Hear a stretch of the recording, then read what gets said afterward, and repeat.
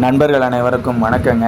தீர்க்கதரிசி பிரங்காம் செய்தியில் இருக்கக்கூடிய விசுவாசிகள் அனைவருக்கும் இந்த கருத்து இப்போ பரிமாற வேண்டிய நிர்பந்தம் ஏற்பட்டதுனால இதை நான் கோவை மேய்ப்பர் ராஜா அவருடைய புகைப்படத்தையும் போட்டு நான் பதிவு செய்கிறேன். ஏன்னா தேவை இருக்குது. இப்போ அவருடைய கருத்து என்ன பதிவு பண்ணுறாரு அப்படின்னா, இப்போ பிரங்காம் 1954 ஆக்ட்ஸ் ஆஃப் த ஹோலி ஸ்பிரிட்ன்ற செய்தியில் சொன்ன அந்த தீர்க்க தரிசனம் இது கிடையாது அப்படின்னு சொல்லி அவருடைய கருத்தை பதிவு பண்ணுறாரு. அதற்கு அவர் சொல்கிற காரணம் என்ன, அதையும் நாம் பிரங்காம் தீர்க்கதரிசி செய்தியிலேருந்து அவர் என்ன பார்வையில் பார்க்குறாரு, அது சரியா அப்படின்றத நம்ம பார்த்துருவோம். இரண்டாவது, ஜோசப் பிரண்ணாம் அவருக்கு கண்டிப்பாக நான் முழு உறுதியோட வில்லியம் பிரங்காம் அவரை தீர்க்கதரிசி என்று சொன்ன அடிப்படையை நான் ஆதாரத்தை உங்களுக்கு எடுத்து போட்டு அதையும் பார்த்துருவோம், ரெண்டையும் பார்த்துருவோம். ஏன்னா இப்போ மணவாளன் வந்து விட்டார்ன்ற சத்தம் வருது. அப்போ அதை என்ன பரிசாய பெற்றவங்களுக்கு மட்டுமா புரிஞ்சுக்கிறாங்க, புத்தி இல்லாத கன்னிகளும் தான் தெரிஞ்சுக்கிறாங்க. ஆனால் பரிசாவியை வாங்க போகிறப்ப பார்த்தீங்கன்னா அவங்க கைவிடப்பட்டுடுறாங்க. அதான் நடக்குது ஒழிய, அதனால் தீர்க்க தரிசனம் சரியாக புரிஞ்சுக்கிறதுக்கே அவங்க பரிசாவியை பெற்று தான் இருக்கணுன்ற மாதிரி சகோதரன் சொல்கிறது முற்றிலும் தவறு. அதனால் இப்போ நாம் ரெண்டு ஆதாரத்தையும் நம்ம எடுத்து பார்த்துருவோம். நன்றி. ஏன்னா ஜோசப் பிரண்ணாம் தீர்க்கதரிசி, நீங்கள் என்ன வேணால் சொல்லுங்கள், 7ஆம் தூதன் பிரண்ணாம் தான், அவருக்கு அப்புறம் தீர்க்கதரிசி பொருந்தலைங்க வைக்கலைங்க, நீங்கள் என்ன வேணால் சொல்லிக்கிங்க, அது எனக்கு தேவை கிடையாது. வேதத்தோடு அது பொருந்துது, அது பொருந்த தான் செய்யுது. அதை விளக்கம் கொடுக்க வேண்டிய அவசிய நிலையில் இல்லை. அது முன்குறிக்கப்பட்ட வித்துக்களுக்கு மட்டும்தான் அது விடயம் தெரியும். ஏன்னா நீங்கள் இப்போ ஜோசப் பிரண்ணாம் தீர்க்கதரிசி அப்படின்னா அவர் கிறிஸ்துவாக தான் இருக்கணும். ஏன்னா பிரண்ணாம் யாரை கையை காட்டுறாரோ அவங்க கிறிஸ்துவாக தான் இருக்கணும். இப்படின்ற மாதிரிலாம் நீங்கள் போட்டு உழப்பிக்கிறீங்க. அதை குறித்து எனக்கு தேவையில்லைங்க. தீர்க்கதரிசி வில்லியம் பிரண்ணாம் சொன்னாரா, அவரோட கருத்தை சொன்னாரா, இல்லை தேவனோட பேரில் சொன்னாரான்றதை நம்ம ஆதாரத்தோடு பார்த்துருவோம். அவர் தேவனோட பேரில் சொன்ன ஆதாரம் இருக்குது, அதை பார்த்துருவோம். விசுவாசிக்கிறது விசுவாசிக்காதது அது முன்குறிக்கப்பட்ட வித்துக்களோட வேலை, அது எனக்கு தேவையே கிடையாது. சரிங்களா? அப்போ பார்த்துருவோம் தகவலை ஃபஸ்ட்டு. இப்போ இந்த இடத்துல ஆக்ட்ஸ் ஆஃப் த ஹோலி ஸ்பிரிட்டில் இந்த வரியை அவர் சொல்கிறத நாம் எடுத்துக்குவோம். I believe one of this glorious days when this united confederation of church, இந்த ஒரு லைனை தான் அவர் கோட் பண்ணி என்ன சொல்கிறாரு ராஜா பிரதர் அப்படின்னா, when this united confederation of church, இதுக்கு என்ன தமிழில் அர்த்தம் அப்படின்னா ஒருங்கிணைக்கப்பட்ட சபை நம்பிக்கை, அதாவது ஒருங்கிணைக்கப்பட்ட கான்ஃபெடரேஷன் ஆஃப் சர்ச் சபை, சிங்குலர் ஒருமையில் போட்டிருக்கு, நாட் சர்ச்சஸ், பன்மையில் போடலை. பன்மையில் போட்டிருந்தால் தான் அனைத்து சபைகளையும் குறிக்கும். இது யுனைடட் கான்ஃபெடரேஷன், ஒருங்கிணைக்கப்பட்ட ரோமன் கத்தோலிக்க சபை, அதான் அதற்கு அர்த்தம். இவர்களுக்கு பின்னாடி எப்பயோ ஏஜி சபையெல்லாம் கையெழுத்து போட்டு அவங்க பேசின விட்னஸே நான் உங்களுக்கு ஆதாரம் தரேன், காணொளி தரேன். அதனால் அவர் பேசியே விட்டாங்க, நாங்கள் ஒன்றா சேர்ந்து செயல்படலான்னு. அது காணொலியே கிட்டத்தட்ட ஒரு 15-20 வருஷத்துக்கு முன்னாடியே அது வந்துருச்சு. அதனால் இப்போ எதுக்கு பால்தநகரன் போனார், போய் பார்க்க போனார், போய் இப்போ காணொலி தான் போட்டார், எல்லாம் பார்த்தீங்கள.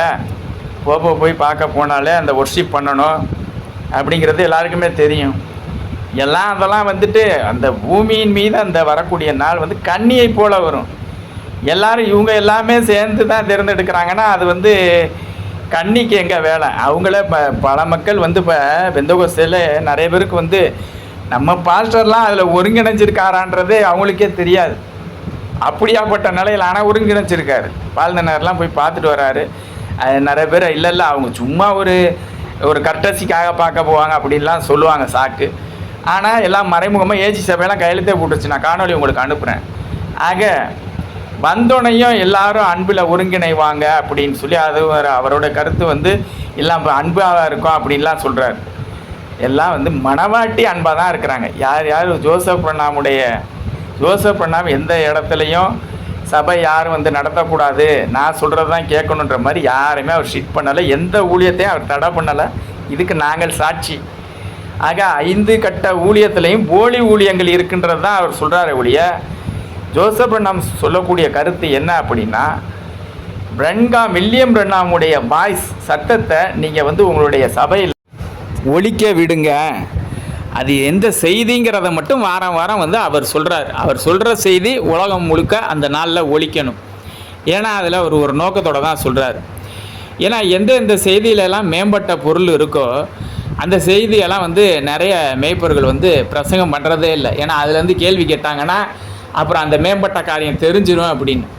இதில் ஒரு பெரிய மார்த்தட்டி கொண்டு தன்னையே கொம்பு போல் நிறைய பேர் வந்து நினச்சிக்கிற காரியம் என்னென்னா, ஐயையோ பிரணாம கிறிஸ்துன்னு சொல்லிட்டான், ஐயையோ அவன் கற்பழிஞ்சு போயிடுச்சு, ஐயையோ அவன் அவ்வளோதான், அதில் போயிட்டு வந்தான்னா அவ்வளோதான்லாம் வந்து கங்கணம் கட்டிக்கிட்டு தங்களுக்கே கொம்பு முளைச்சது போல் தங்களை வந்து எல்லாம் சரியாக பரிபூரணமாக இருக்கிறோன்ற நினைப்பில் நினைக்கிறாங்க. அது முழுக்க 1000% தவறு. எப்படி அப்படின்னா 63% 63 வருஷம் ஊழியம் செஞ்சால் இயேசு மட்டும்தான் வணங்கணும்னு சொல்லிவிட்டு யார் அப்போஸ்தலன், மகா அப்போஸ்தலன் யோவான் ஊழியம் செஞ்சுவிட்டு 92ஆம் வருஷம் 93ஆம் வருஷம் பல்லவத்துக்கு எடுத்துக்கொள்ளப்பட்டு காரியங்களை பார்க்குறாரு. அந்த நபரை வந்து வணங்கிட்டாருங்க. என்னங்க அது கொடுமை? 3 வருஷம் ஆண்டவர் கூடயே இருந்தவர், ஆண்டவர் உயிர்த்தெழுந்த பிறகு 40 நாள் அவர் கூட புழங்கினவர், அவர் மறுரூபமான அந்த உருவமும் தெரியும். சரி, அதெல்லாம் ரகசியம், ஆழமான ரகசியம், நம்ம பேசுவோம் இன்னொருதில். அப்போ அந்த இப்படியா இருக்கிறப்ப அவரே வந்து காலில் விழுந்து வணங்கிட்டாருன்னா அவர் என்ன கற்பழிஞ்சு போயிடுச்சா, அவர் தப்பாக போயிட்டாரா அப்படின்னா கிடையாது. அங்கே நடந்த சம்பவம் அதுதான் ஏலி இடி முழக்கமே. ஏலி இடி முழக்கம் என்பது வெளிப்பட்டுருச்சா வெளிப்படலையா அப்படிங்கிறத நம்ம இன்னொரு இதில் பேசுவோம். ஏன்னா இப்போ வந்து அது திசை மாறிடும். ஆக ஜோசப் பிரணாம் தீர்க்கதரிசிங்கிற அந்த ஆதாரத்தை நாம் பிரணாம் என்ன சொல்லியிருக்கான்றதில் பார்த்துருவோம். ஆக மணவாளன் வந்து விட்ட சத்தம் வந்து பரிசாக பெற்றவனுக்கு தெரியும், பெறாதவனுக்கு 2 பேருமே கண்டுபிடிச்சிருவான். அது விஷயம் கிடையாது. அந்த பரிசா ஏன் பெற்றிருக்கானோ அவன் மட்டும்தான் புத்திர ஸ்வீகாரத்தினாவே பெற போகிறான். இப்போ அதான் பிரச்சனை. பரிசாக பெறாதவன் புத்திர ஸ்வீகாரத்தினாவே பெற முடியாது. ஆக அந்த காரியத்தை பார்த்துருவோம். வில்லியம் பிரணாம் ஜோசப் பிரணாம் என்ன சொல்லியிருக்காரு அப்படிங்கிறத தெளிவாக பார்த்துருவோம். ஆக 1960 ஃப்ரம் த டைம். இந்த செய்தி வந்து தமிழில் இல்லைங்க, அதனால் கொஞ்சம் ஆங்கில அறிவு வந்து இதை நீங்கள் மொழிபெயர்த்துக்கலாம், ஒன்றும் பிரச்சனை இல்லை. Days are done, I would like to see little Joseph be a man that I could place this Bible in his hand. நான் வந்து ஜோசப் வந்து இந்த பைபிள் வந்து அவர் கையில் இருக்க வைக்கிறத பார்க்க விரும்புகிறேன் அப்படின்னு சொல்லிட்டு, because the day of his dedication you spoke said Joseph though art a prophet. என்ன சொல்கிறாரு? Because the day of his dedication, Joseph பிரணாம அவர் அர்ப்பணிக்கிற நாளில் யூ ஸ்போக், தேவனை சொல்கிறார், நீங்கள் பேசி சொன்னீங்க, ஜோசப் தோ ஆட் ஏ ப்ராஃபட் அப்படின்னு தெளிவாக சொல்கிறார். இதை நானும் என் பையனை ஆகணும்னு விரும்புகிறேன், போகிறேன், வச்சேன் அப்படின்லாம் சொல்ல கிடையாது. இதில் தெளிவாக தேவனே நீர் பேசி சொன்னீர், அதாவது தஸ் ஐத்த லாட் அப்படின்னு அர்த்தம் இதுக்கு. அப்படி தான் சொல்கிறாரு. அதுதான் இதுக்கு சரியான அர்த்தம். அதனால் இது இன்னொரு இது இருக்குது. நான் வந்து அவனை பார்க்க விரும்புகிறேன் அப்படின்னு ஒரு விருப்பத்தில் சொல்கிற மாதிரி 57 அதை எடுத்து போட்டுக்கிட்டு வந்து அவர் வந்து வெறும் விருப்பம்தான் சொன்னார் அப்படின்னு வந்து தங்களுக்கு சாதகமாக எம்பிரேக்கள் பேசுவார்கள். அதற்கு நாங்கள் ஒன்றும் பொறுப்பாக முடியாது. இதை பார்த்துக்கங்க, இந்த செய்தி இது நாம் என்றைக்குமே நான் தெளிவாக இருக்கிறத தான் டக்குன்னு போடுறது. ஏன்னா குழப்பத்தை வந்து என்றைக்கும் சேர்க்கக்கூடாது. Because the day of his dedication you spoke said அப்படின்னா என்ன? யூ ஸ்போக்குன்னா நீங்கள் பேசி சொன்னீங்க, ஜோசப் தோ ஆட் ஏ ப்ராஃபட். அப்போ ஜோசப் பிரணாம் செய்தி கொண்டு வரா, புதுசாக செய்தி கொண்டு வருவாரா? கிடையாது. வில்லியம் பிரணாம் ஐயன்மீர் இதுவா சமயத்தில் சொல்லப்பட்ட அந்த சொப்பனங்களுக்கெல்லாம் அர்த்தம் தற்போது உள்ளதை சொல்லி கொண்டு இருக்கிறார். நீங்கள் எதிர்பார்ப்பது போல உங்கள் மேய்ப்பல் சொல்லுகிற கருத்து கிடையவே கிடையாது. உங்களுக்கு விருப்பம்னா அவருடைய எனக்கு தனிப்பட்ட முறையில் தொடர்பு கொள்ளுங்கள். அவர் ப்ரீலிமினரி என்று சொல்லக்கூடிய முன்னுரைகளில் அவர் வந்து ரொம்ப செலக்டடாக தான் பேசியிருக்கிறார். அதில் இடிமுழக்க ரகசியங்களே சொல்கிறார். நீங்கள் நினைக்கிற மாதிரி இடிமுழக்க ரகசியம் என்பது இந்த பிரன்காம் பிரசங்கம் பண்ண செய்திகளில் இருக்குது, பைபிளில் கிடையாது. நல்லா தெரிஞ்சுங்க, பைபிளில் இடிமுழக்க ரகசியங்கள் எழுதப்படலைன்றது எல்லாருக்குமே தெரியும். ஆனால் பிரன்காம் பேசுகிற இந்த செய்தியில் இடிமுழக்கம் இருக்குது. ஆனால் அதை வெளிப்படுத்தக்கூடிய அந்த அயன்மீது சமயத்தில் உள்ள அந்த சொப்பனங்கள் அதெல்லாம் அர்த்தம் வந்து யாருமே வெளிப்படுத்தவே இல்லை, எந்த மேய்ப்பருமே சொல்லவே இல்லை. ஆனால் வெளிப்பட்டுச்சுன்றாங்க. ஆனால் அது ஜோசப் பிரணாம் தற்பொழுது வரை சொல்லி கொண்டு இருக்கிறார். விருப்பமானவர்கள் அவருடைய ப்ரீலிமினரியை பார்த்து விருப்பமானால் தெரிஞ்சுங்க. இதெல்லாம் முன்குறிக்கப்பட்ட வித்துக்களுக்கு தான் இதெல்லாம்.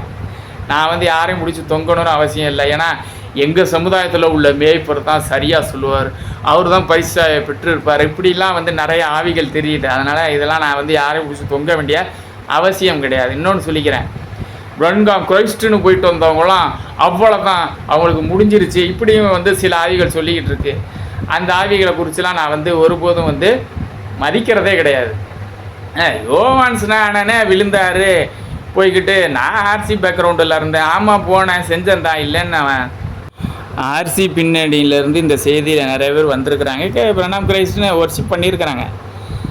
இந்த செய்திக்கு வந்த பிறகு பிரணாம கிரைஸ்ட்னு போயிடக்கூடாது. சில அறிவாளிகள்லாம் பெரிய அவங்களாம் அப்படியே ஞானத்திலே யோவானை வந்து ஒருத்தர் வந்து குற்றப்படுத்துகிறாருன்னா அவளை விட ஒரு மட்டமான ஆவி இருக்கவே முடியாது என்பதை இந்த நேரத்தில் நான் சொல்லிக்கிறேன். அது யாராக இருந்தாலும் எனக்கு அதை குறித்து தேவையே கிடையாது. ஏன்னா யோவான் மேலேயே கையை போடுறதுக்கெலாம் அவ்வளோ பெரிய ஜீனியஸ்லாம் யாருமே கிடையாது. ஆக கட்டுக்களோடு வரோம். இயேசு நேமத்தை இயேசு பேரில் தான் அற்புதம் செய்கிறாங்க. யார்? பிரணாம் கிரைஸ்ட்டு நம்பர்கள் இயேசு பேரில் தான் அற்புதம் செய்கிறாங்க. அற்புதம் செய்த பிறகு அதுக்கான வசனங்கள் பிரணாம அந்த இடத்துல பொருந்துதுங்க அப்படின்னு சொல்கிறாங்க. சொல்கிறப்ப வந்து நாம் ஆர்சியோட இதில் இருக்கிறோம். அப்போ வசனம் பொருந்துங்கன்ற அடிப்படையில் செஞ்சோம்தான், ஆமாம் இல்லைங்களே. அப்போ அதனால் கற்பு அழிஞ்சு போயிடுச்சு, அதனால் வந்துட்டால் அவங்களுக்கு இனிமேல் இது இல்லை அது இல்லைன்னெலாம் சொல்கிறாங்க. என்னது இப்படிலாம் சொல்கிறாங்க சில பேர். பரிசுத்த ஆவியை பெறுகிற கட்டம் அப்படிங்கிறது வந்து இந்த செய்தியை ஏற்றுக்கொண்டாலே பரிசுத்த ஆவியை பெற்றுட்டாங்களா? இது எப்படி புருடா? இந்த செய்தியை ஏற்றுக்கொண்டாலே எல்லாம் பரிசுத்த ஆவியை பெற்றுட்டாங்களா? அதே நபர்கள் தான் அப்படியும் சொல்கிறாங்க. இது எந்த பீடி சிகரெட்டு குடிக்கிறான், டிவி பாட்டுக்கிட்ட ஆட்டம் ஆடுறான், அதெல்லாம் தான் இந்த செய்தியில் இருக்கான். இந்த செய்திக்கு வந்தாலே பரிசுத்த ஆவியை பெற்றுட்டாங்களா? இது என்னடா அது அநியாயம் அது. ஆக அவன் நீதிமனாக்கப்படுதல், பரிசுத்தமாக்கப்படுதல், 3வது கட்டம் தான் பரிசுத்த ஆவியின் அபிஷேகம் பெறுதல். அப்போ தேவன் அந்த கட்டத்தில் நாம் இருக்கிறோம். முழுசாகவே நேர்மையாக உண்மையாக நேசிக்கிறப்ப சில காரியங்கள் மூலம் தேவன் அந்த காரியம் நீ செய்யக்கூடாது, ஒர்ஷிப் அந்த நேமில் பண்ணக்கூடாது அப்படிங்கிறத நான் வெளியில் கொண்டு வர்றாரு. அது தேவனுடைய அனாதை தீர்மானம். அப்போ வந்து அதை செஞ்சிட்டாலே அவங்க அவ்வளோதான் இவ்வளோதான்லாம் யார் சொல்கிறாங்களோ அவங்க வந்து முழுக்க அசுத்த ஆவியினால் வழி நடத்தப்படுகிறார்கள். ஏன்னா யோவானையே குற்றப்படுத்துகிறாங்களா, யோவானே கற்பழிஞ்சு போயிடுச்சு அப்படின்றது, அதனால் சொல்ல வரேன். ஆக இந்த காரியம் இப்போ வந்து பார்த்தீங்கன்னாக்கா அதனால் பரிசுத்த ஆவியை வந்து ஒரே இடத்துல நீங்கள் சொல்கிற மாதிரி இந்த செய்திக்கு வந்தாலே பரிசு பெற்றிருக்கலாம், அதெல்லாம் நடக்காதுங்க. ஒரே இடத்துல அந்த பரிசுத்த ஆவியானவர் வரும் வரை அந்த நாள் வரை காத்திருங்கன்னா அது எத்தனை நாள்னு உட்கார்ந்தான் ஆகணும். 20 நாளாக இருந்தாலும் உட்கார்ந்தான் ஆகணும். அப்படியாக நான் 20 நாள் காத்திருந்து தேவனோட ஆவியை பெற்றுக்கொண்டேன். ஆக நான் யாருக்கெல்லாம் பயப்பட மாட்டேன். எனக்கு சபை இல்லை, ஒன்றும் இல்லை, என்னை ஏற்றுக்கவும் மாட்டாங்க. ஜோசப் பிரணாமை நான் வந்து நம்புறேன்னு சொன்னாலே என்னையை தான் யாரும் ஏற்றுக்க மாட்டாங்க, என்னை தான் ஒதுக்கி வைப்பாங்க. ஆக காரியம் இதான், விடயம் இதுதான். நீங்கள் வந்து ஜோசப் பிரணாமுடைய காரியத்தை நீங்கள் தொடர்ந்து அவரோட இதில் போய் கேட்குறதும் கேட்காததும் உங்கள் விருப்பம். நன்றி, வணக்கம்.